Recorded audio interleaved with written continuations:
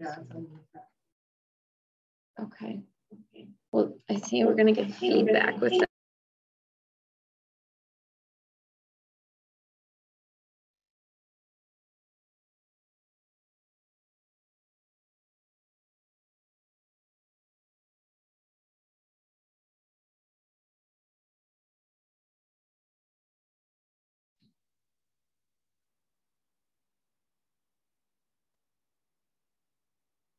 Hello?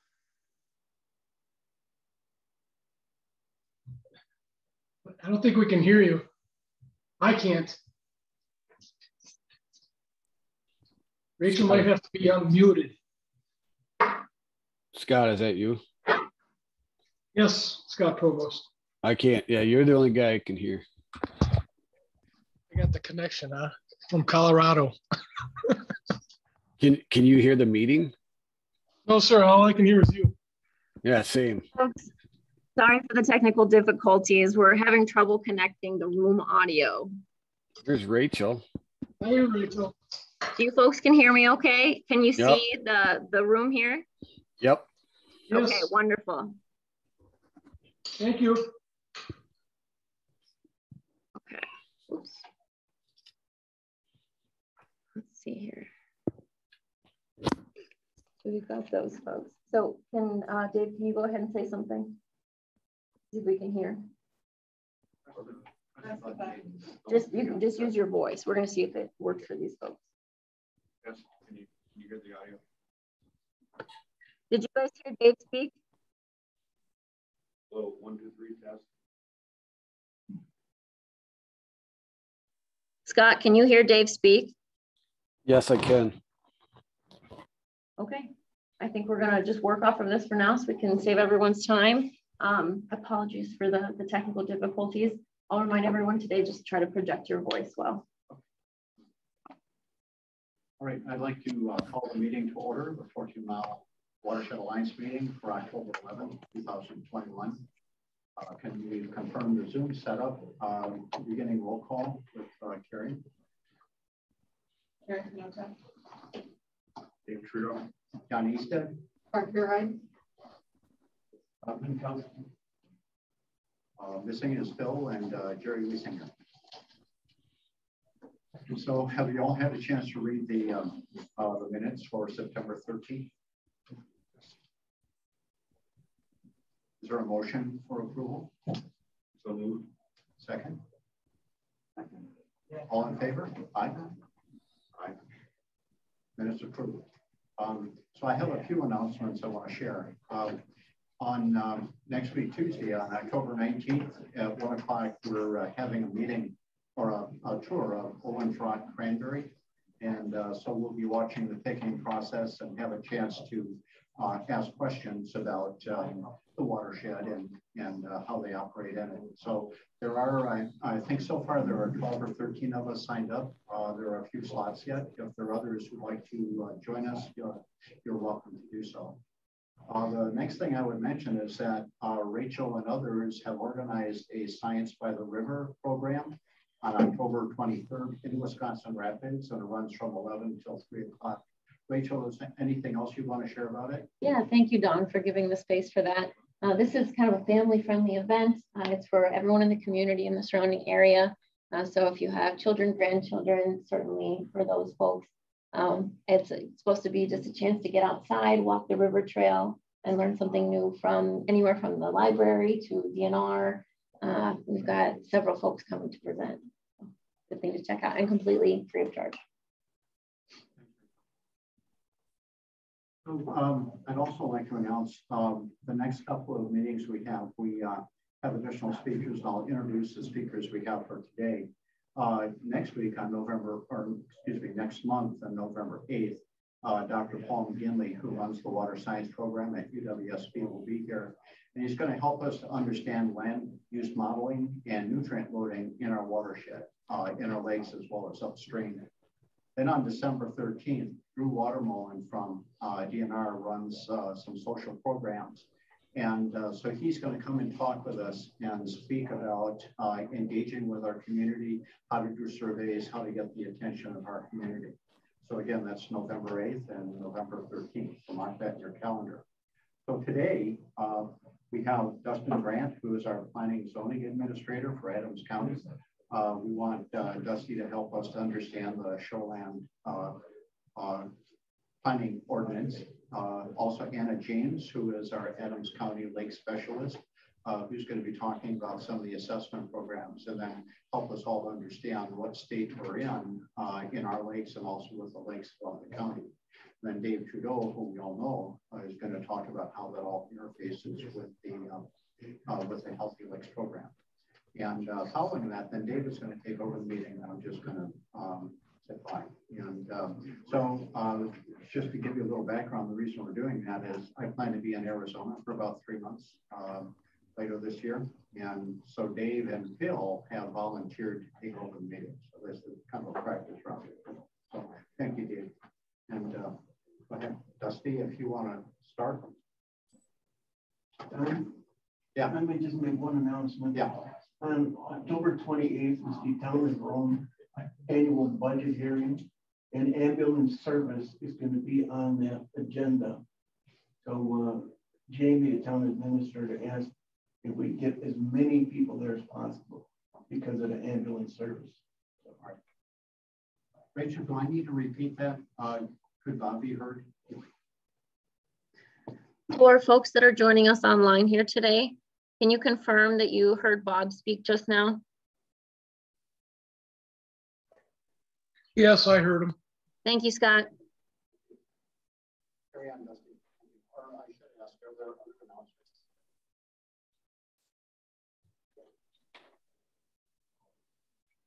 Well, as he said, my name is Dustin Grant, Planning and Zoning Administrator for Adams County. I guess I'm certainly open to questions. Sounds like the main topic though would be some of the shoreline buffer zone regulations. I guess we can start there. There haven't been any ordinance changes for a number of years on that. There was some change in interpretation in the way it's enforced. Yep. Now, within the 35 feet, I guess in a nutshell, what the ordinance says, within the first 35 feet from the ordinary high water mark, there is virtually no removal of vegetation, whether it's trees, shrubs, or ground cover. The exception to that is the 35% viewing corridor. And in that 35% viewing corridor, you can remove the trees and the shrubs, but there still has to be some type of ground vegetation. And that was one of the big changes, I guess, that everybody did notice, was that new beaches are not permitted anymore. If you have an existing beach, it is considered a legal non-conforming use. You can't expand it. However, you can maintain it. So you can still add, subject to any DNR regulations, causing erosion, that kind of stuff. You can still maintain your beach, I guess is the best way to put it. As far as structures go within 75 feet, there's very few exceptions to that. One of them is stairs, and they do have to be at least 6 inches above grade, and they are only permitted if necessary. So one of the things we're finding is a lot of people want to put in like a flagstone or landing stone stairs or steps built into the hillside. That is not permitted under the ordinance. There's some width limitations on the stairs and a couple of other things, but in a nutshell, it has to be built above grade. Retaining walls, where they're vertical structures, those have to meet the same 75-foot setback as the house does. There is the Gar Gazebo Act, which has been around for 20 some odd years. You can build up to a 200 square foot open air structure. You do have to do a full shoreline restoration in order to do that. And you're only permitted up to 200 square feet of total structures within that setback. So if you already have, maybe your house is a little too close to the water, it was built legally, fine. But if you've already used up to 200, you can no longer do the Gar Gazebo Act or use that to put up a patio down 40 feet from the water. One of the things that does come up a lot, I've noticed over the last couple of years, if you already have a structure, let's say a retaining wall 10 feet from the water, it's not a permitted structure, but because it's there, you can replace it. Exact same footprint, exact same size. Same with, along the same lines as the beach. And it does cause some confusion because people see somebody putting in a wall, well, and they were told no or whatever. Well, there's a difference if there is something there or not. You do have the right to maintain it, and you can even take it completely out and replace it. Just you have to have a permit. It has to be in the exact same spot. I don't know if there's anything else you want me to touch on. Well, I have a few questions, if you don't mind. What about trees? Removal of trees within the 35-foot buffer? Does that require some permit to do it? We don't require a permit, but in general, I mean, if you're outside of the viewing corridor, you can't do it unless it's dead, diseased, or dying. At that point, and I received this call a number of times where just call and let me know, and when I'm in the area, I'll go out and take a look and verify it's dead, and you can remove it, and you're supposed to replace in the general vicinity of that tree. As far as establishing like your viewing corridor, and okay, this is going to be the 35 feet that I'm going to use. There is no permit for it, but essentially you have to stay within that. Your whatever the width of your lot is, if it's 100 foot, everything you do has to be within that 35-foot patch. I know a number of years ago, on a lot of waterfront properties, that area was already established. That was before my time. And maybe Dustin, we should establish what a buffer is. I don't know. Yeah.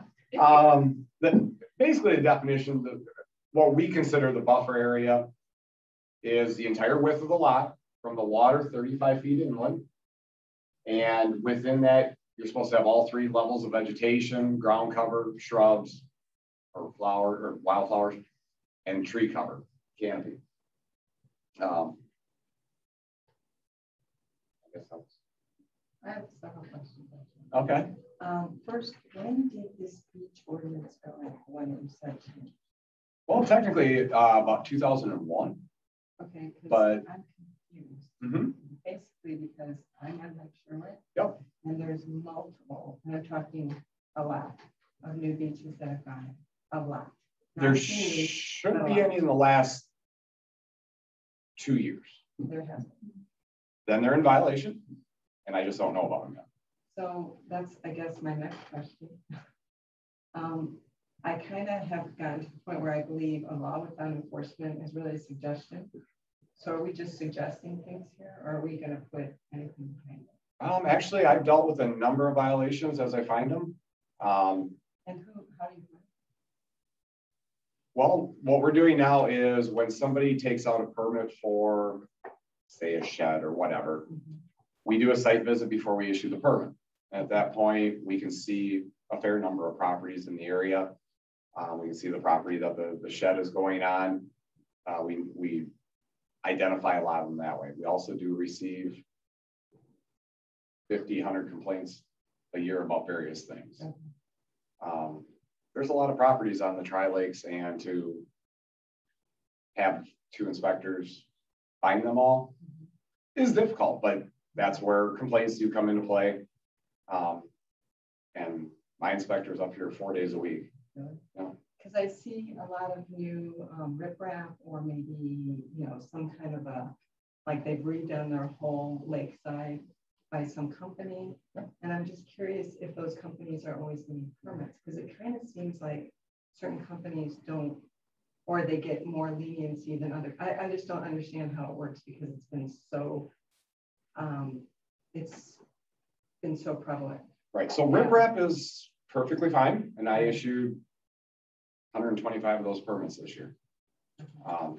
That's probably an average. And whether it's a company that does it or a private individual, I don't look at it. The ordinance is the ordinance. There are times we have to change what the plans are. But the riprap, the big thing is, and this is something that I think people have misinterpreted over the years. Riprap is for the first 2 to 3 feet from the water, you know, in the water, up on the shore. Once you start going back 20 feet and putting in a rock, which is what I've seen. Right, and those, there should be, unless they're replacing something new, there should be no new ones of those in the last 2 years. And again, you know, my husband and I, we traveled and we know our lake. Right. And there's been, and I'm not saying, you know, I want you guys to go out there and inspect all the time. We're trying to do a healthy lakes shoreline buffer initiative where we're trying to convince people to do it, you know, for the right reasons, right, and not necessarily hit them over the head with you shouldn't do that. But I think what's hard is when they see, and this is what I've been told, when they see all these new, you know, rock faces and, you know, the beaches, they kind of say to me, well, how do those people do that? And I really don't have an answer. Right. And the so answer is they're doing it illegally. Yeah, that's what makes it. And we just haven't found them yet. Yeah. So there's quite a few. And if anybody out there wants to give me an address, I deal with them on a regular basis. I just want to say is I get questions all the time as current LSPOA president, and complaints and questions, and I've passed them on to Dusty, and he's been very prompt at getting out there. So it's supposed to be complaint driven, but when he gets notified, his office has been very good at addressing issues. And my one inspector he'll come back and say, well, I was just at this property, but this is what I saw next door. Nice. Neighbor. That would make a very tough, you know, situation. Do you know what I'm saying? Yep.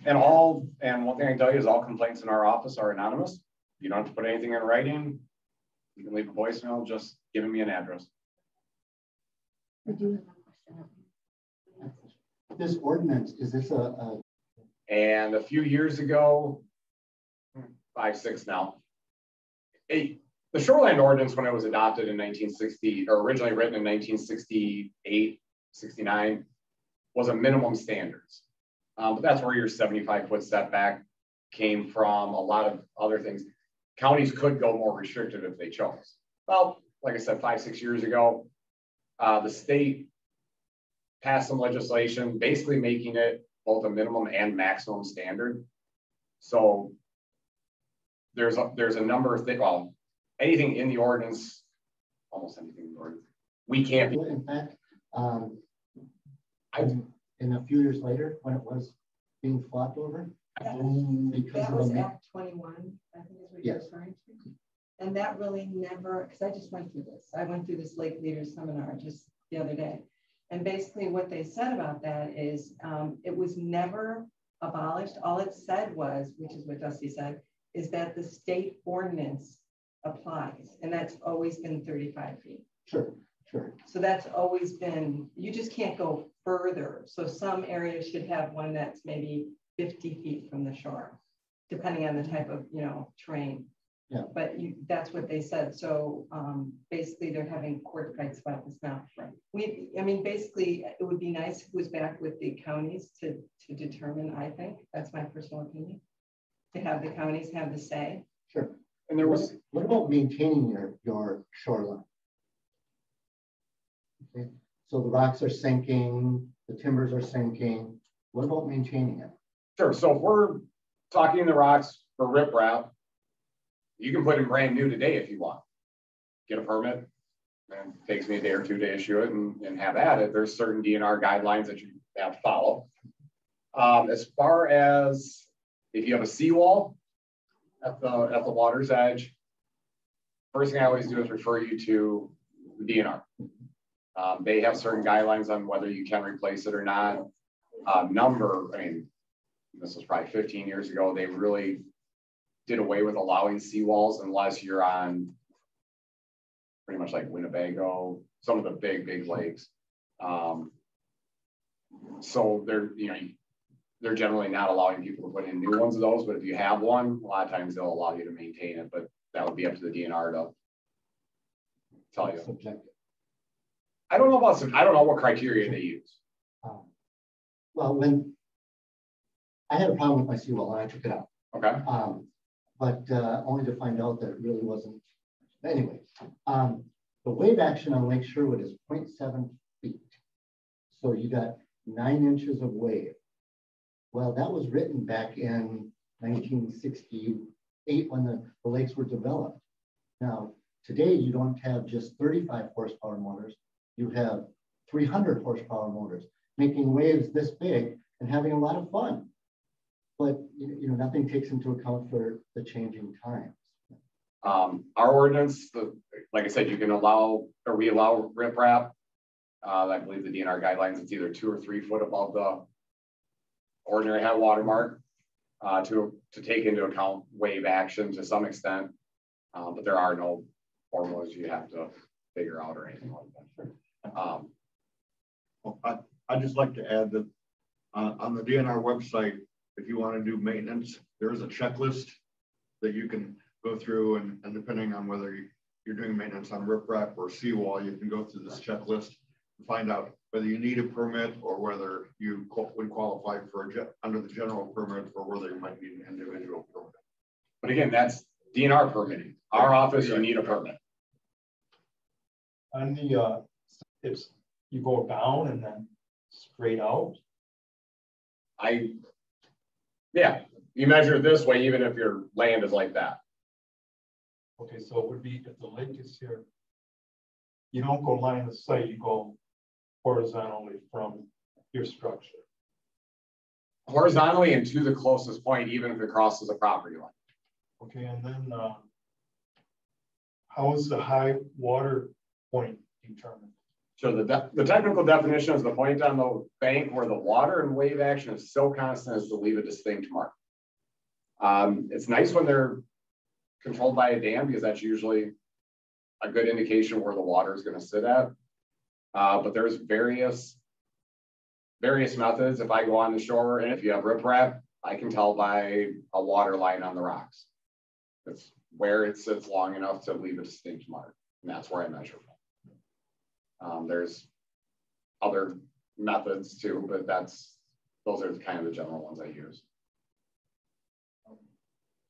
You know, I was going to mention this on inland lakes and flowages, and it's basically shoreline stabilization, but it goes through all the types of riprap, how to do it. It's really good. What we're going to go through in this, Okay. the score sheet that I have, but this, all of those resources are either provided on the DNR website, or UW Stevens Point Lakes has a really, some really great handouts. And then for Adams County, we're gonna make a Dusty, one other question about the ordinance. Are there any communities that are have taken steps beyond that which the state ordinance? Under state law, they cannot.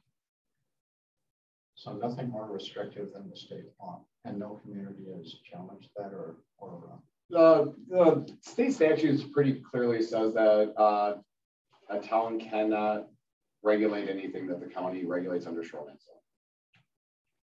We can, I do know, if we all as the riparian owners decided this wasn't good enough, we could always do a referendum.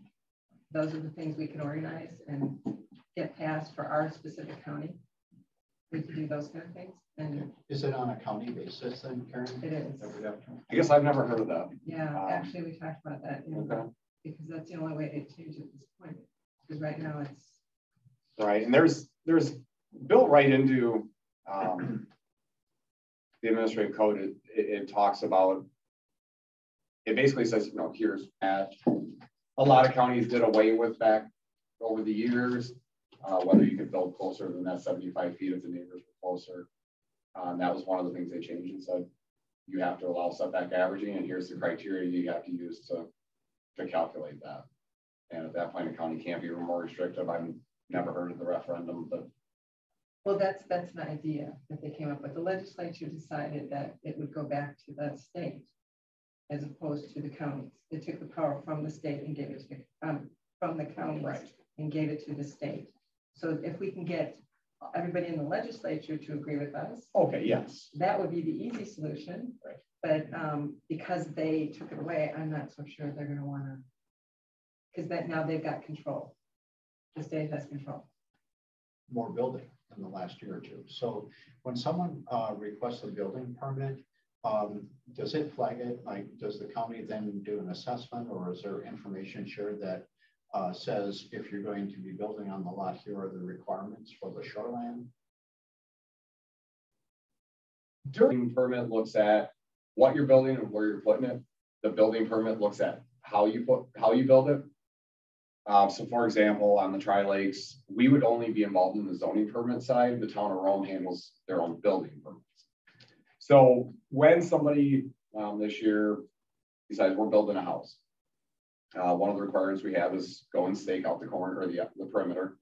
And then they would submit all the application material to us showing lot coverage. And this isn't just on new houses. This is putting up a garage, putting up addition, anything like that. Submit impervious surface calculations so we know where we're at on that. Detailed drawing showing how far it's going to be from all the property lines in the road. And then my inspector takes those applications, and that's why he's up here 4 days a week. He comes up here, goes out to the site, sees if there's issues or if they're, you know, kind of head off any potential issues. Verify that the way it's staked out meets the ordinance. And then if it's like an addition, he would verify the impervious surface calculations. If it meets the ordinance, we issue the permit.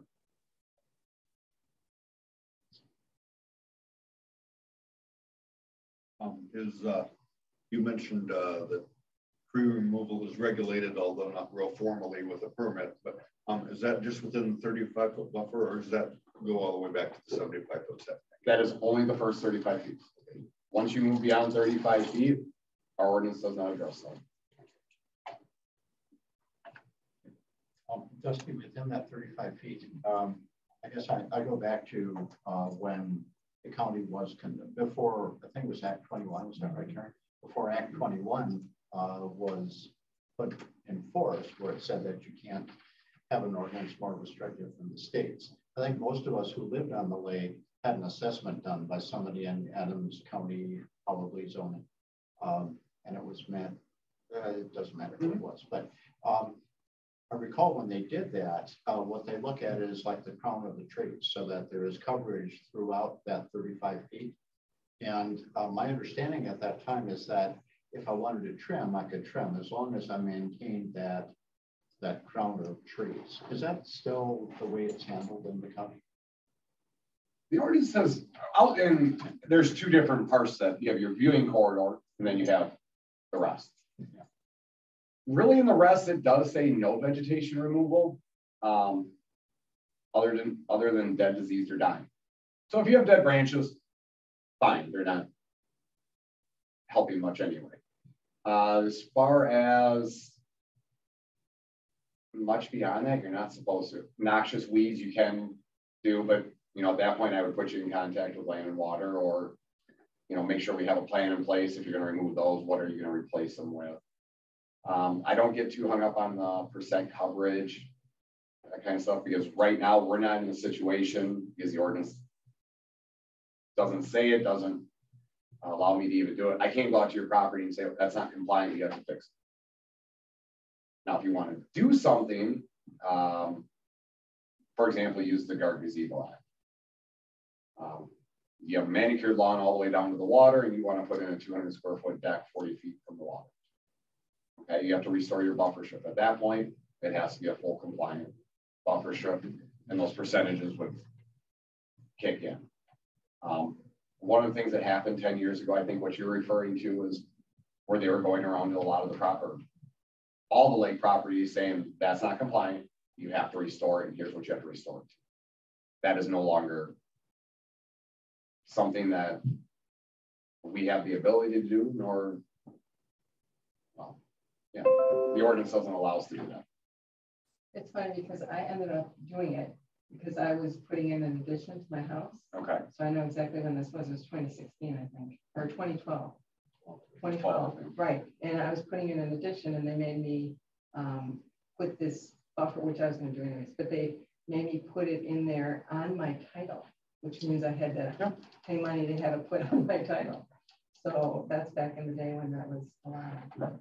And there are, you have non-compliance buffer strip, you have to replace it. No.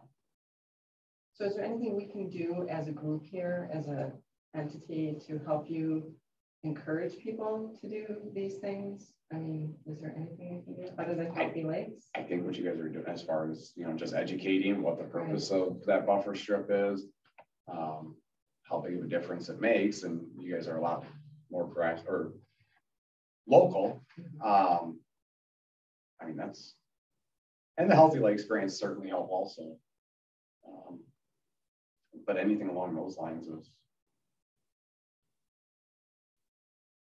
I think, the right direction. Do you have a question? Actually, Karen had asked it about having this put on your deed. Do they still require that?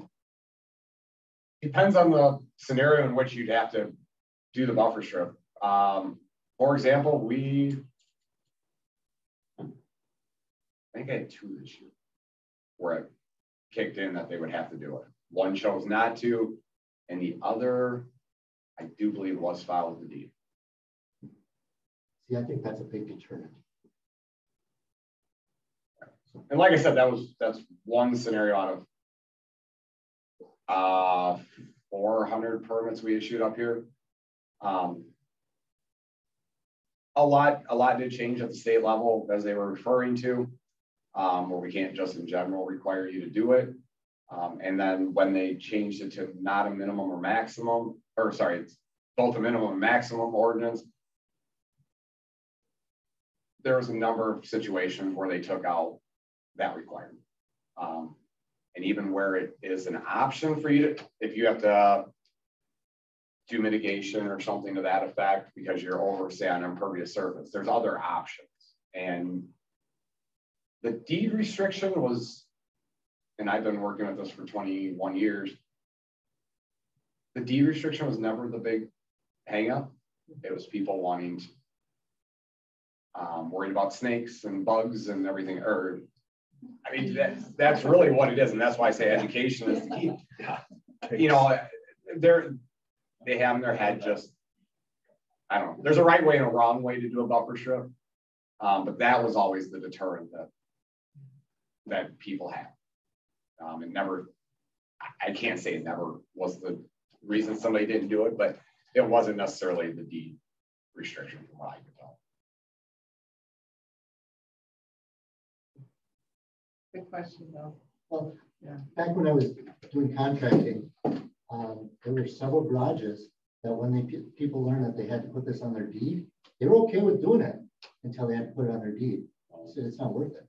We don't want any restrictions. What I would say to them is the chances of anybody coming to your property and looking at it are slim to none. But see, then it's not in compliance. I'm not going to. Well, we're always going to encourage them to do it, but right. Things can happen to your buffer.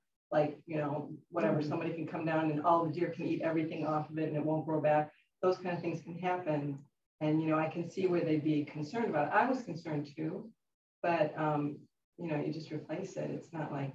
It was the deed restriction part that they. Right. And all the deed basically said, just so everybody knows, is it says that if you don't put it in, then the county will do it and then they'll charge you the fee to do it. That's what it said in the deed. And I'll be honest with you, I didn't do it immediately and nobody came out and, put it in for me, which I would have loved to and then charge me. But, they didn't do that. So that was fine. So, I would, to be honest with you, if you have that person who has an objection, I'd be happy to talk with them because I'm not doing that. Yeah, I was just going to say, because I can see, I understand what they're saying, but I don't think it's really that big of a deal. I mean, the reality is we're going to have to encourage people to do this. Anytime you say restriction, people freak out. Deed restriction, they freak out even more. What mandate?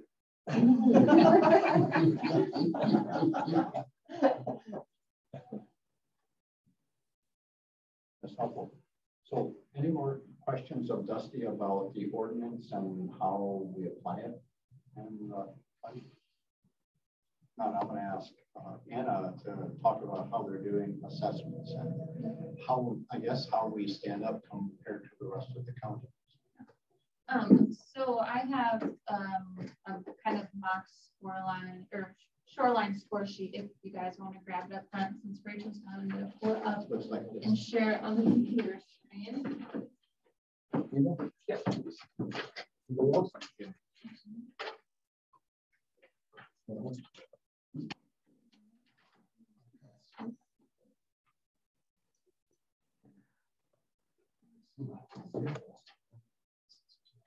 Rachel is not here, so I'm going to do the best that I can to kind of keep track of the chat while presenting. So, Scott Bordeaux or Scott Provost, can you see this screen? Yes. Okay, thank you. Karen, could you, yeah, kind of keep track of the screen and then scroll down? Sure, we'll do it. We'll do it. Okay, I guess I'll get down. Okay. So sheet, a look over, we assess the shoreline in 3 separate categories. So you have storm water runoff, shoreline protection, and then the riparian buffer. So not only are we looking at the shoreline, but we're looking at the property as a whole. So if you look at the stormwater runoff, basically we're assessed based on perspective and what we know of the lake. And you know, somebody might say, well, we get a lot of different boating activity, even though we're in a channel, which yeah, sometimes that is how it goes. So some of these parts of the assessment are just based on our judgment of the property. Then the direction, which is the fetch, and then the boat wake. So we assign each one of those subcategories a score, and then add it all up to get our shoreline protection score. And then the main one that I kind of focus on is the riparian buffer, which is so, you know, is it greater or less than 35 feet from the top of bank? And then we look at, you know, is it mowed? Is where you should have vegetation within a buffer, is that mowed? Because in all reality, we do have, you know, property owners who mow right up as far as they can to your shoreline, right to the bank. And then if it's, you know, less than 20% ground cover.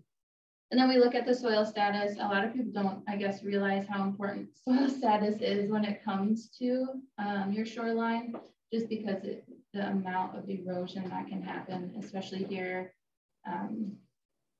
it really is dependent on the soil. And then obviously what plants can be growing within your buffer. And then we look at your lake access area. So your corridor, your viewing corridor, do you have it completely buffer? And then the use of the riparian area. Basically, are you leaving your riparian area undisturbed, or are you walking through it? An assessment. These 3 categories, once they're added up separately, we use to determine on where we should. A lot of stormwater runoff, that could be a high priority area, but then we would have a high score for the riparian area. Well, then we have to determine which is more important at that given time.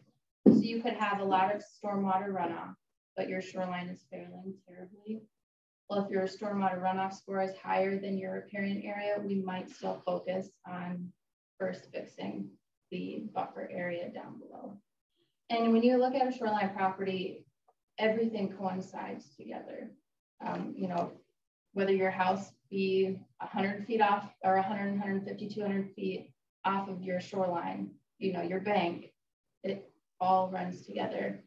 And, you know, the activity that you're doing on it, you know, if you have a beach area that's not well defined, and you just keep adding a ton of sand to it, everything just plays together. So when people come ask us to come out to their property, we just try to give them an overall kind of look at what their property would score in a conservation sense. And then after we have, you know, where we would like to start, then we can work with the landowner to say, here are some recommendations that we would give you. So like Dusty said, riprap could be one of them. Now, riprap is not necessarily a bad thing. In some instances you need it, but I think everybody likes the kind of aesthetic of it. You know, you see a nice rocky shoreline. And you're not really adding anything back to the ecosystem other than protecting your shoreline. If you're doing a vegetated shoreline where you have native grasses or sedges or plants within that riprap or shrubs, you're adding something back to the ecosystem as a whole. So basically your lake. And, you know, if you have vegetation, you're providing habitat for insects, which therefore you're providing food for fish. That's, you know, when I talk to shoreline property owners, that's kind of how I bring it up to them. I ask if they're an avid angler or this, that, and the other. And that's kind of how I try to sell it to them. Not really sell it, just promote it, promote, you know, conservation in general, but sometimes it does feel like sales. And like it was brought up earlier, I have so many people ask, well, bees, I don't want bees, my kid's allergic to bees, or this, you know, I don't want ticks. I've gotten that so many times. I don't want to put native plants or anything. I don't want ticks. And then you can just have to, you know, everything as the ecosystem has its important role, and we have to coexist with that as well. So it's just understanding that as a shoreline owner, yes, you live there and you live on the property, but so do a bunch of other things, you know, a bunch of other life that we don't even think about. So that's kind of where we go when we go out to look at people's properties. Besides vegetated riprap, we have so many other different conservation measures to use it to strengthen shoreline. I mean, just planting a buffer of native plants. I know Dave's going to go a little bit into this with the healthy lakes. Native plants have such deep root systems and root structures that they can just, they strengthen the bank, the soil integrity of the bank so much that it just reduces erosion. Because when you have bare soil, I think everybody here has a good idea of this, when you have bare soil and water running down it from, you know, stormwater runoff on the top of your property, on the upland portion of your property, or you have wave action, there's nothing that's keeping that soil held together. So it's all washing off back into the lake. But if you have native plants, their root systems are so strong and so intricate that those plants kind of pack that soil in and hold it together, hold it there. And then they also slow the rate of erosion from upland areas. They act kind of as a filter as well. So there's just a bunch of great benefits to having a healthy buffer zone. And so that's where I like to promote the shoreline restoration portion of it. Now, when it gets into kind of the blueprint part of, you know, the recommendations for basically the engineering of a shoreline restoration project, that's Chuck, my coworker, that's kind of his specialty. He works in CAD. So if it's a project to where the property owner comes to us after we give the recommendations and says, hey, this is something I'd really like to go forward with, then sometimes we'll work with them. We don't have funding to help with pay for any shoreline restoration, but we do have the means to help you get in contact with a contractor, and then, you know, we can give the contractor, you know, some of the conservation methods that we would use or that we recommend. So, yeah.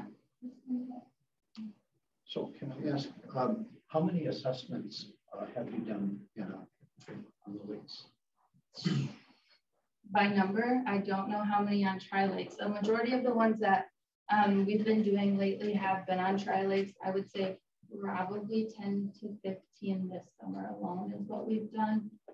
And then with other lakes around the county, this is something that's not new in the county, obviously, but it seems to be something that maybe there was a lack of education in, or a lack of understanding in. with some of the shoreline property owners, and that's not just on Tri-Lakes, that's every lake in Adams County. They don't know that there's programs like the Healthy Lakes program that they can use to build their shoreline back up and to restore it to a native shoreline. And so a lot of the times when I have people call me about this, then I end up promoting the Healthy Lakes or going out and then maybe meeting at their annual Lake District or Lake Alliance meeting and, you know, sharing the information about what there is provided for shoreline property owners. So, yeah, I mean, there's only 2 of us, so there's only so much we can get to in a year, just because this isn't the only part of our jobs that we do. So certainly this is much more detailed than I think I'm using the right term. There was like a shoreline inventory done a few years ago. Right. And that's part of the 9 element plan. And I was curious, I don't know the answer to that, maybe others do, but how do our lakes, how do they stack up against other lakes in the county? Are we doing a good job, or what do you think? I mean, obviously Tri-Lakes are a lot bigger than the other counties or the other lakes in the county. I think you guys are doing a great job just because you have a group like you that is informing, you know, members around the lakes that you can do these projects. And they're really not that difficult to do. So I think you guys are doing really well in comparison. But the thing that I'm seeing at every single lake is people mowing right up to their shorelines and then fertilizing their lawn. You're getting so much nutrient loading into the lakes from that. And I know you have a guest speaker coming next month to speak on that topic. But so it's just right now, I think we're to the point where all of Adams County, and this is not just Adams County, this is the state, education around these topics is #1 right now. Instead of, you know, like Karen said, we can't beat them over the head with, hey, you have to do this. It has to be education. You have to get people to promote, like, fired up just to go out and want to protect their shoreline on their own. So that's why Adams County, we're going to make kind of an easy access area for property owners to go into to find guides for shoreline owners to basically do an assessment like this by themselves.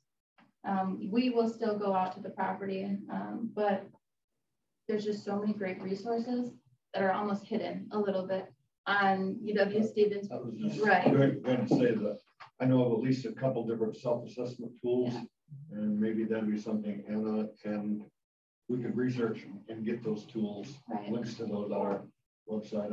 I know I've got a printed one, but then I know there's also some electronic versions. I think we could do a scaled back version or something like this, just to get them an idea of where they are as far as their shoreline. Yeah. And I think that would be really helpful. Yeah, and those tools are already out there. Yeah, they are already out there. And it's really sad. You just have to know where to look. And a lot of people don't. So if we make one area and say, hey, just go to Adams County Land and Water website and click on the lakes. And then you have just a bunch of different information for property owners. And, you know. So my thought, and this is just an idea I'm throwing out there, I think as a group, maybe since we work on the Tri-Lakes, and I don't know, you guys can chime in on this, I think it's a good idea to always reward somebody for doing something right. So I think we should consider that as doing a thing every year where we reward the landowner who did, you know, the riparian owner who did the best or worked hard at it, or we could do several people, you know, whoever deserves it should get it and give them something for doing it. Because I think that works much better than trying to hit them with a stick and saying, you know, you're doing the wrong thing. Because obviously that's not working. Right. It hasn't worked out. So, and that's what the DNR is now doing. They're moving toward making things norms. So the norm is you go ahead and you have a shoreline buffer. You don't just have grass down to the water. We have to make that a norm that we all consider that the proper way of doing things. So, and I think we can do it. It's going to take a lot, but I think we can do it. We can encourage people to do that. And again, if you guys have any ideas, you know, anything you can say. And I think I'm going to speak out for Scott Bordeaux because I know Packers does something a little bit like this, where they like will recognize a farmer, like a conservation-minded farmer. So I don't know if that's something you could get together with Packers and discuss how they went about starting something like that. Karen, I like your idea. And, you know, we started something called a Clean Water Cooperator of the Month. And with COVID, it just, you know, so many things just kind of, you know, we lost the spark with it. And I think we ought to resume that next year, maybe embellish it a little bit. But I think you're right. I think positive reinforcement works. I mean, you said that a number of times. Yeah. I work with my kids. So if it works with them, it'll work with anybody. That's the way I look at it. Yeah. And I was just going to say, Bill is putting in fish sticks on his own private property, which to me, you deserve the reward. That's a really big thing right there. So it would be a first. It would be a first, and it's a good example. Yeah. Yeah. Very exciting. Don't get excited till next year. Okay. I'll withhold my excitement. So does anyone have a question for Anna about assessments or basically shorelines? Including online. If anybody wants to unmute, and I don't know, can they do that? Yeah, they can unmute and talk.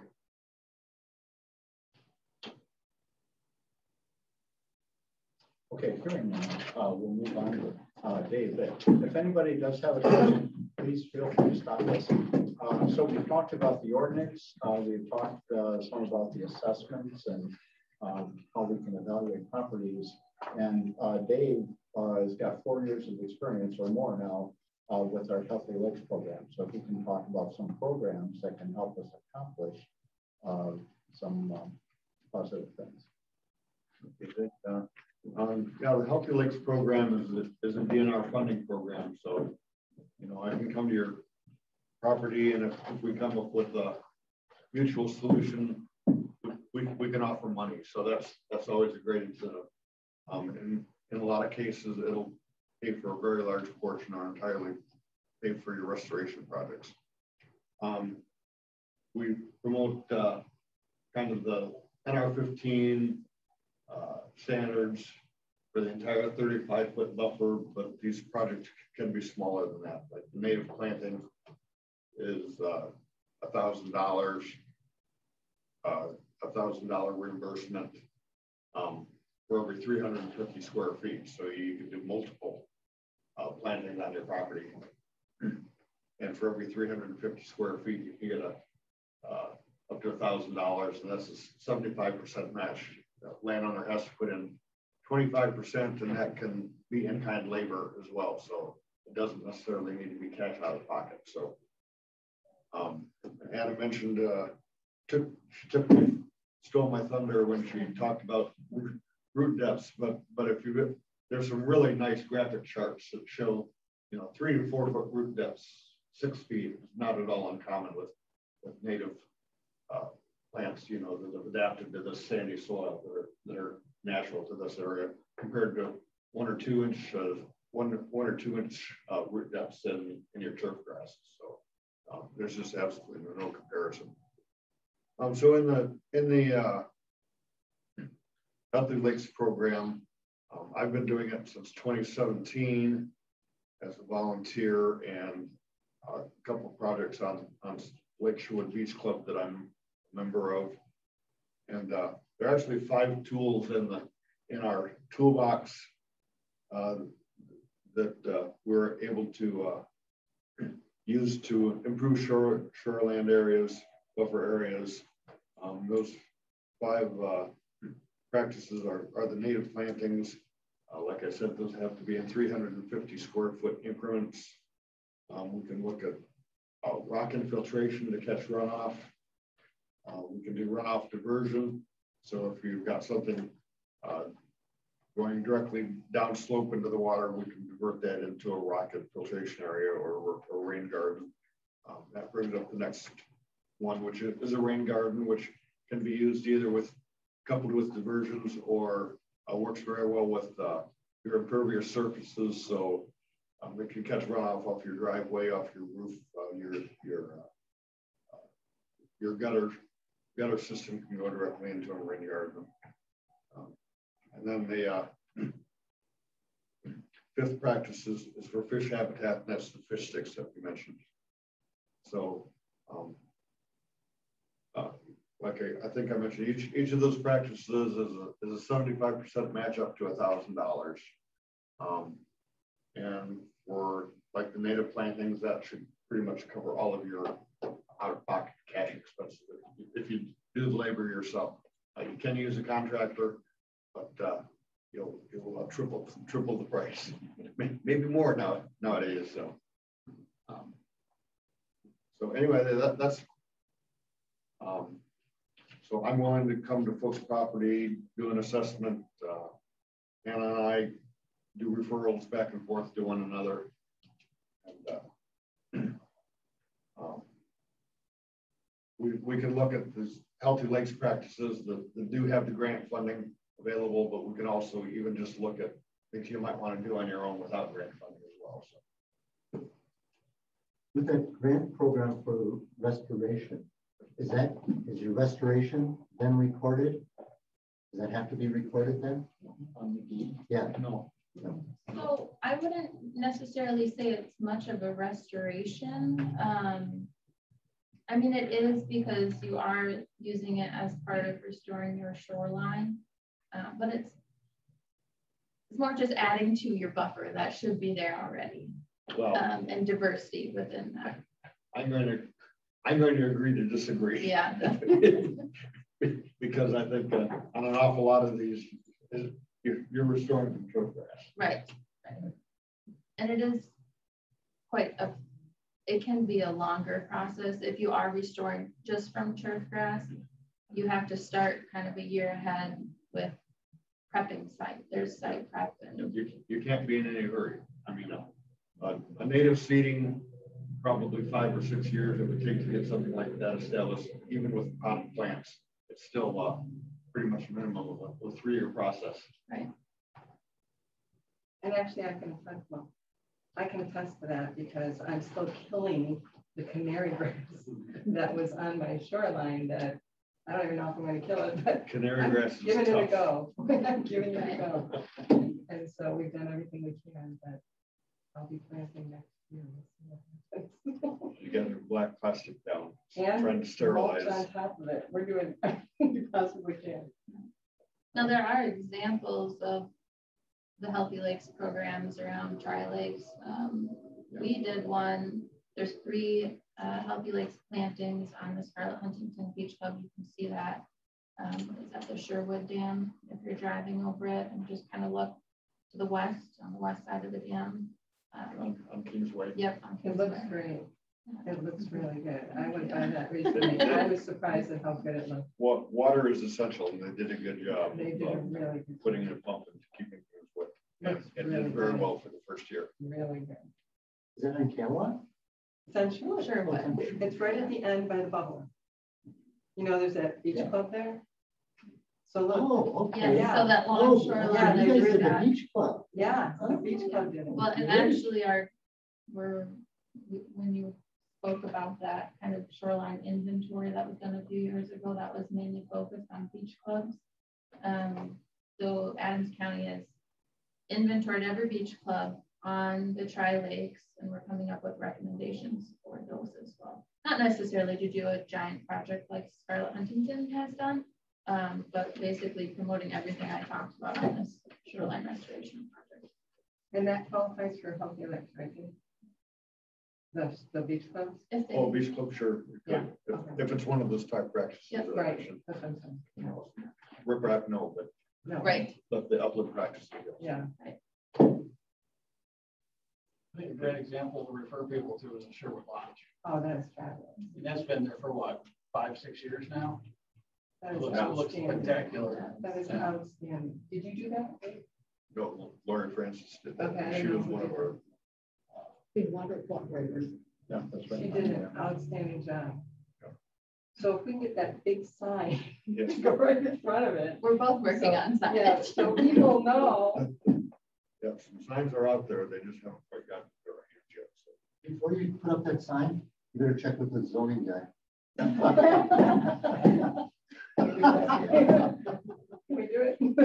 Hey, Dave, I have a question. I should know the answer. I've forgotten, but if a beach club wants to do a Healthy Lakes project, how many, because they're fractional owners on Camelot anyway, how many of them, is there like a majority, or how would they get approval to do that? They need to form some kind of a management organization among the beach clubs, you know. So you need to put out an announcement, say we're going to get together and have a discussion. There are some beach clubs that are very well organized and some that are completely dysfunctional as far as any type of cooperation. And so they need to get together and kind of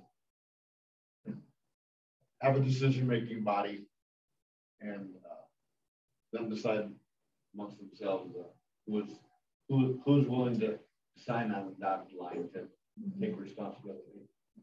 So with Scarlett Huntington, they kind of formed an advisory committee, and to me it seemed like they're already had like an advisory committee put into place of said people. And I know Dave had spoke with them, and then I spoke with them and kind of presented on Healthy Lakes, and then maybe what their native plantings would look like based on, you know, the assessment that I did of the shoreline. And then they went back, voted on it, and then took it to the rest of the property owners. And then they have one spearhead, Sharon Kilcoyne. Yeah, really quickly want to mention too that there are technical guides that we work off of for all of these practices, and for the native planting, written primarily by Patrick Goggins and with UW Extension, and it's really a good guide. And there are actually like 5 or 6 different plant lists you can work off of on that guide.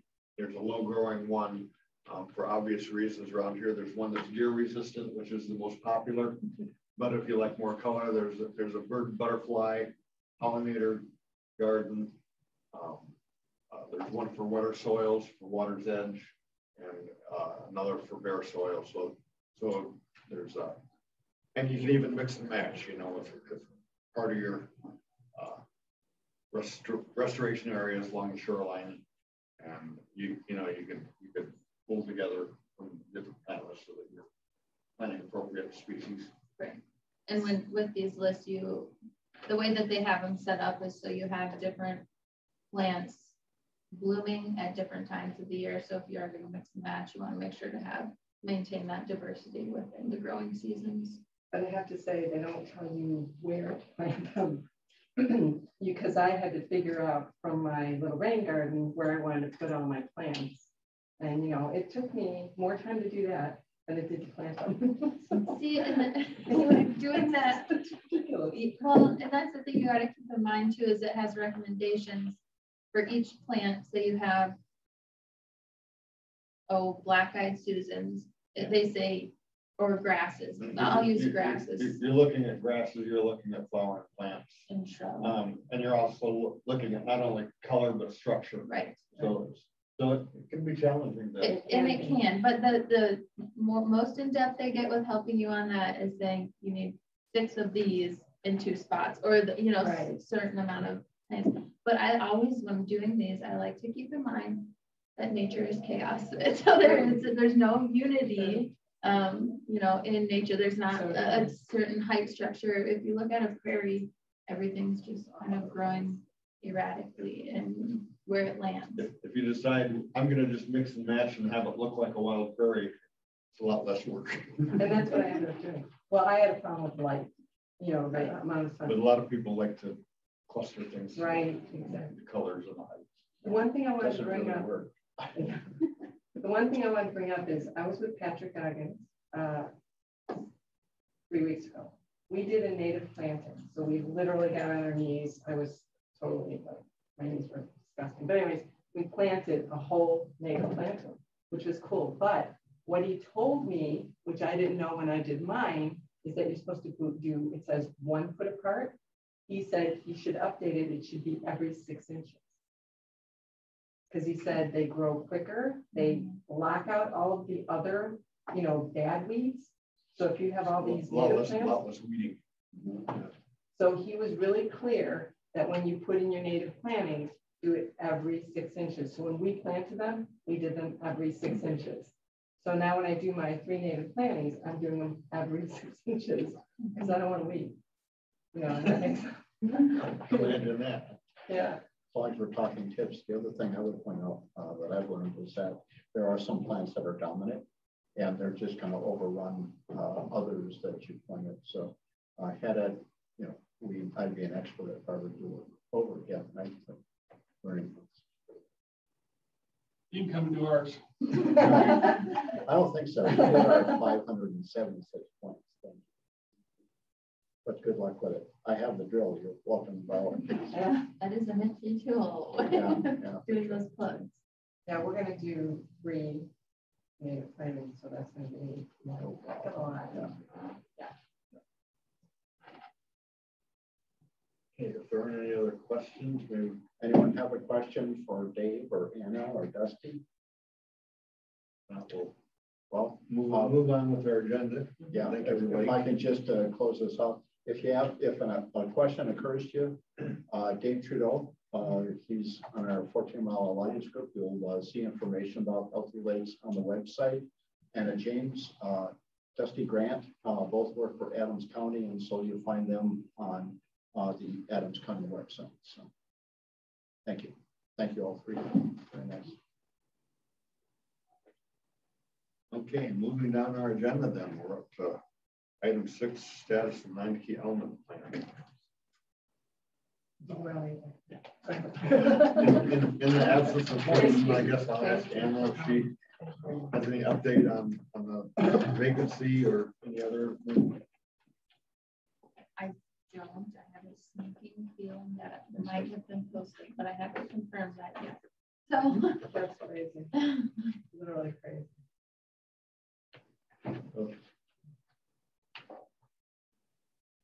Okay, we'll move on to the committee reports then. Karen, you're up first with publicity. Okay. I just wanted to go through a few things. I'll try to make it brief. I went to a tour. Redstone did a farm tour, which I had never gone to one. So it was kind of, it was producers of Lake Redstone Watershed Field Day. It was not within our watershed. It's in Juneau County, which is not our watershed. I wanted to be clear about that. But I do want to go over what it was because I had no idea what a farm tour was. And I thought, this is a good idea. I'll figure out what it is and what you get from it.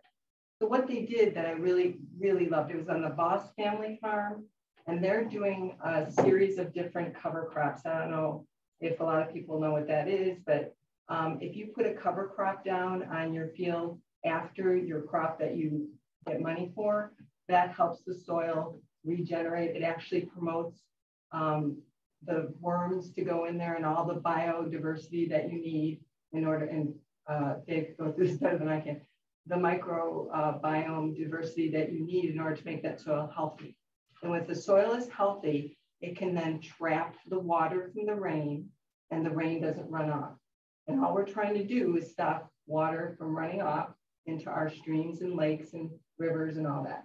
So anyways, this was a good opportunity for me to see that. He had 3 different cover crop fields. So it was really interesting to see how those work. What they also did, which was really cool, is they took a, it's a field cut. Is that what it's called? Oh, they did a trench? A trench. So they did this field trench cut into the soil. It was pretty deep. A person stood in it. That's how deep it was. And so we could see what undisturbed, no cover crop soil looks like. And basically, it doesn't look good. It's basically falling off on the sides. There's no structure to it. It kind of compacts. It does a whole bunch of bad things. Then they went into the field where there was cover crops, and there had been cover crops for years. That soil looked totally different.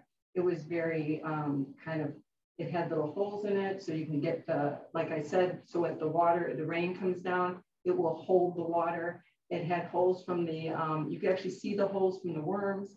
Obviously, we know that worms are a good indicator of good soil health. So it was just night and day between the two cuts that they did in this field. The other thing we did is we went to an area where Bill Powers is another farmer who is using his fields for grazing of cattle, which was really interesting. And so he was moving them every 30 days to a different area, but there was always something on the fields. So those fields are going to be really good. It will, it will infiltrate in those fields as well. So one of the things he gave me while I was there, or I should say Laura Payne from the Wisconsin University, she's an outreach coordinator from the College of Agricultural and Life Sciences. But she gave us these flyers for why you should buy grass-fed meat and dairy. And it's really interesting because it kind of says that if you buy these products, what you're basically doing is you're supporting soil health. And we desperately need soil health in order to maintain and sustain this world. That prevents a lot of the issues we're seeing now with climate change.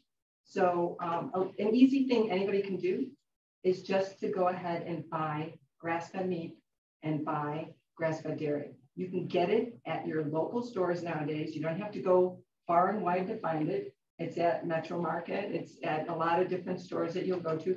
Walmart's got it. And you can actually get grass-fed cheeses. You can get all kinds of things. So that's an easy way if you don't have the wherewithal to, redo, your shoreline, or you don't have a shoreline. This is another way that you can help. So I gave these out at the last farmers market, and it was really something that I think anybody can do. The other thing, when I was at the Lake Leaders, we went over ways of kind of, telling people or promoting watersheds. And one of the things that we were talking about is doing coasters as a group. They actually came up with this. It says Eau Claire. This was Eau Claire River Watershed. And this is, again, one of those placemats that you put in restaurants. And they were promoting it. And they were saying, basically, the reason this is good, and I never even thought about this, is because you can actually put information on something this big. Where with a coaster, all you're doing is you're just saying the name of your group, which is a good thing. But this gives you a lot of information. And the other thing that I liked about it is on the back, there's something for the kids. So then the kids can do their little games and color and all that kind of stuff. So just so everybody knows, this is an expensive thing. So I'm sure we're not ready to do this yet, but I think this is something that we should think about. And I took, they gave us a copy, so I have it. And we can copy any of the stuff that they have, they said, from these. And this was actually funded by the EPA. So it wouldn't have to necessarily come out of our pocket. We might even be able to get it with our 9-cam plan. I would have to look into that, but that is a possibility. So those things. The other thing I want to mention is I did go to the last farmers market. I wanted to thank Dave for going with me. And we did get a lot of good people, we got a lot of people to come and stop by our booth, which was really great. And then we ended up getting like $30 in donations. So it was a worthwhile endeavor for the last farmers market. I encourage everybody to stop by next year, since it's over, and see us at the farmers market. But we really enjoyed it. It was a great, experience, I think, to get our words out, our message out. So that's about it. Hey, Karen, just to respond to that, in the educational grant that we're going to apply for, one of the things we looked at was doing the coasters, and coasters are expensive. They're like a nickel a piece compared to placemats. Placemats, I think, when you're printing in volume, are less expensive than the coasters are. So it's something you might want to think about. I think it's a good idea. Oh, the only reason I like it. It's not too late to change direction. Oh, no. Yeah, we can probably do whatever we want. What I like about this is our what is one I'm thinking of? Our template. This is our template. I don't have to recreate the wheel. Yep, I'm always into that. Watershed and the information. Yeah, exactly. And give the information, based on this template, which I really like. Same with that. So I agree with you, Dan. I think this would be something we should at least look into. So I'll look into that. Thank you. Any more questions for Karen? Okay, Phil is not here, but I'll just tell you briefly under our watershed research, upstream testing, stream testing. We did on the 25th of September. We'll be doing it again on the 25th of October. And then in very early November, then we're also doing biotic index sampling. So that's once or twice a year where you're actually looking at the health of the substrate. You're looking at your aquatic insects, larvae, and that kind of thing. So interesting to do that. So November 1st. We don't have a date yet, but early November. If we can do it on the weekend, we'll try to get some of our high school interns interested, if out in the field more so. Okay, we'll move on. This all started, we decided we want to formalize this. You know, John Andresi started a program where he's used a couple of internship interns in the field. And it's really great. And so what we want to do is expand on that and formalize it. So we approached UWSP initially. And so we have some interest from them, and that's working a little bit more slowly. Anna has helped us at Adams Friendship High School and has identified potentially a candidate there. We sent out an announcement to a group, and there's a family, I think they're on Shoreland, who has a couple of kids who may be interested. Bob had contact through Nakusa, through Terry Whitmore, the supervisor. We talked with them, and I think we may have some interest. Now, Gus Mancuso is putting us in contact with Lincoln High School. And I think that could be a very good thing, because the good thing about it is if you can find a high school student who's interested in a water science program, they could work with us for, you know, potentially 6 years, you know, part of their high school and their college career. So once Phil gets back, we've got a couple of meetings planned, and I would say in the next couple of weeks, we should have a pretty good indication about what direction we're taking. Might be multiple students who we take out to the field and really gauge their interests. So I'm interested in that, excited about it. Yeah, if I could say something too, I would promote this as not just a water resource opportunity for students who are interested in it, but just conservation in general. Because if they're junior or they're senior and they're thinking about going into school for conservation management or you know, fisheries or you know, whatever.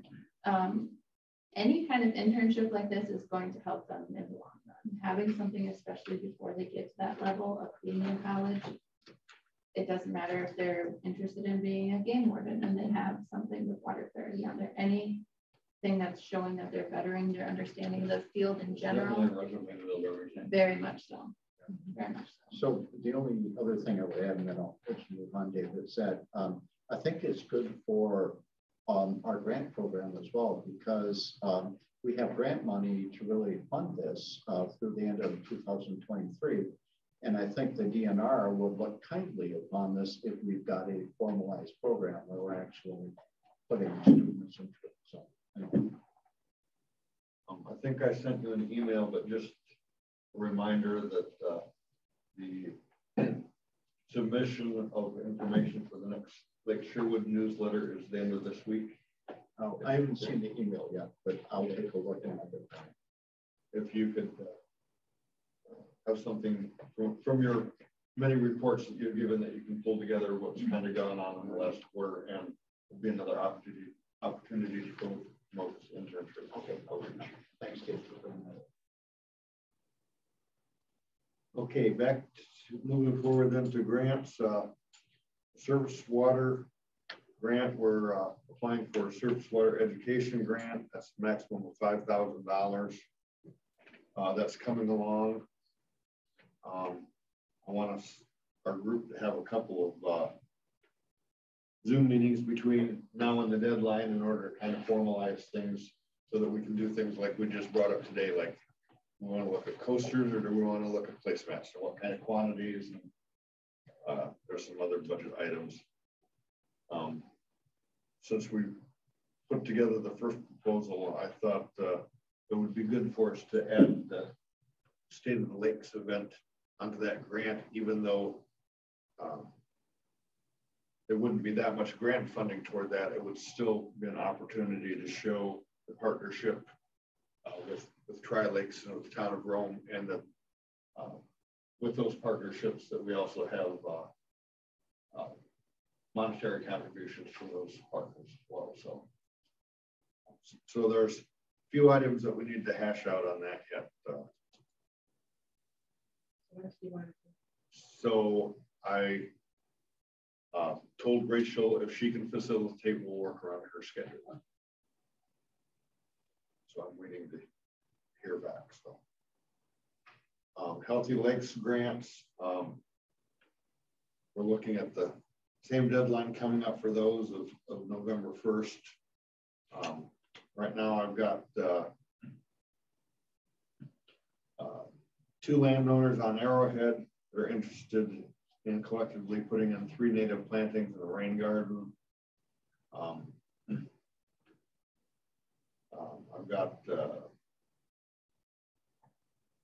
1 rain garden on Camelot, 3 on Sherwood, and then I've got 7 other projects that are still waiting to be finalized. So we're sitting at about 8 right now, and may get another 7 projects for this year's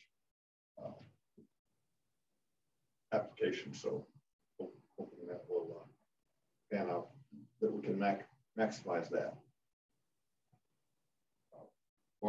Fertilizer, clean water, cooperator. We mentioned that a little bit about how we want to put more emphasis into that next year, and see if we can do more promoting a featured property like we have in the past.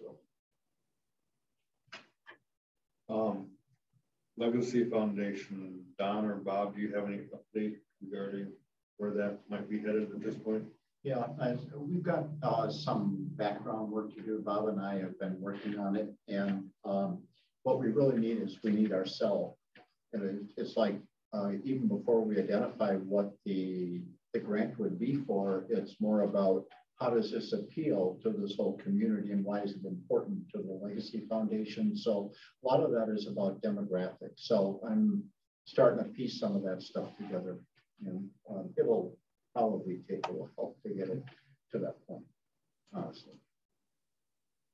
Are there deadlines for that Legacy Foundation, or is that kind of an ongoing application process? Yeah, I sense it's an ongoing thing. Isn't that right, Bob? Yeah, there's no deadlines. It's ongoing. So maybe this is a spring thing for us. Maybe it's what I do when I'm in Arizona. There you go. Sit in the sun. Yeah. Okay. Finance, Barb, can you give us any updates in those absence? Yes, we did get a donation from the results of the Roman Fest, and it was for $480.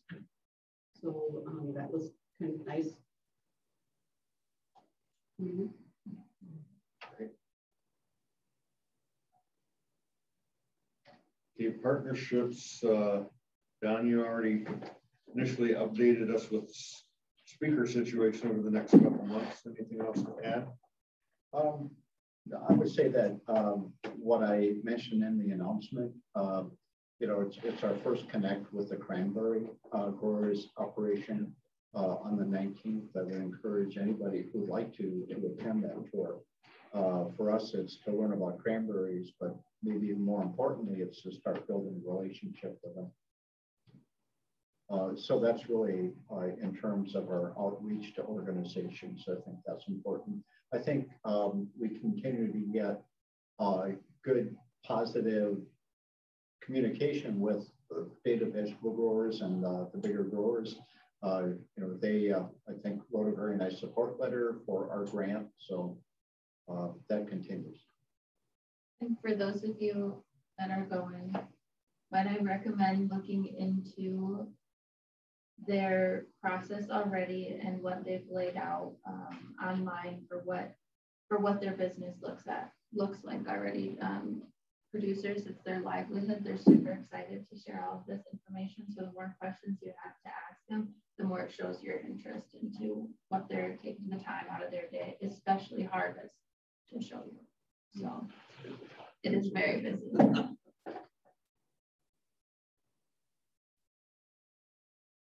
Okay, next is the lake reports. Anybody have anything for Camelot or Arrowhead? I'll just mention a couple things on Sherwood. Is that on the winter free fishing day, we always run a fishery on Sherwood, and that's our conservation fundraiser for the year. So I'm not quite sure off the top of my head what date that is, but I know that's a Saturday in January that'll be coming up. And also with the Healthy Lakes funding, planning on putting in about 45 to 50 trees again this year. We'll see what conditions are. As Farmer's Almanac says it's going to be plenty cold, and that's kind of what we want, cold without a whole lot of snow. So we'll see if conditions are favorable. And can I clarify? So that's fish sticks on Lake Sherwood? On Lake Sherwood. Yeah. And this year we're done with the areas that we had opportunity on the island, the westernmost island, which is owned by the state. So now we'll either be on the eastern island or on the shoreline, south shoreline, on property that's owned and operated by Adams County. Their operation of the dam and surrounding area there. So we'll encase and then another location. Again. Yeah.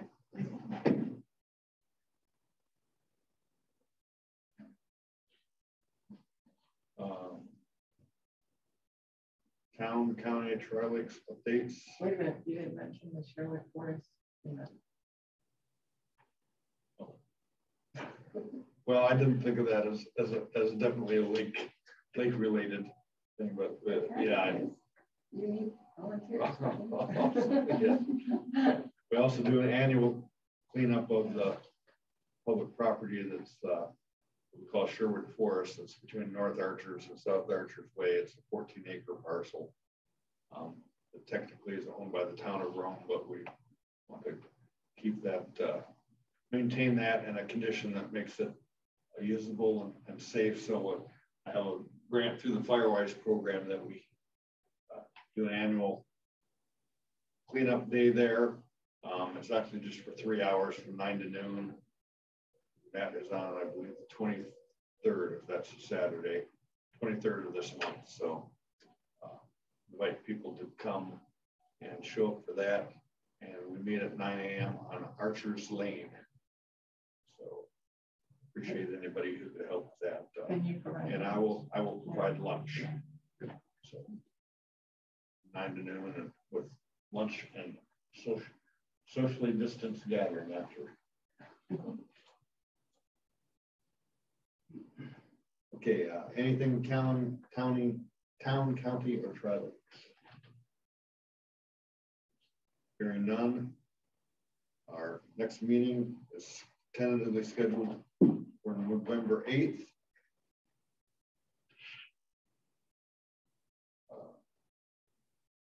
So we're looking at Dr. McGinley as our guest speaker. Any comments? That attendance date is good for our folks.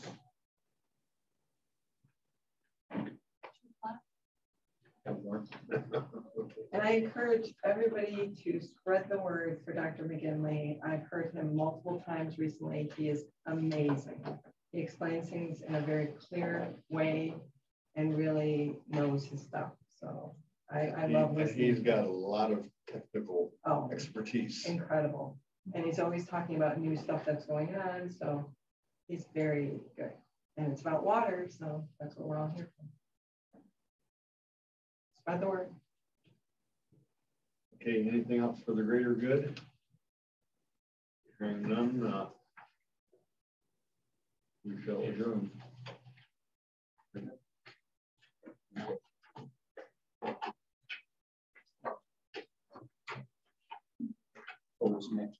Next meeting.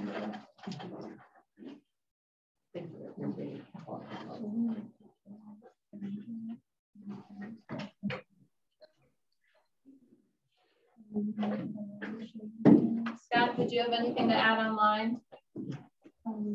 No, good day. Thank you. Okay, see ya. Bye, Scott. Bye, Scott. Thanks. Anna, do you need help shutting? No, I should be able to manage here. Thank you though, Don.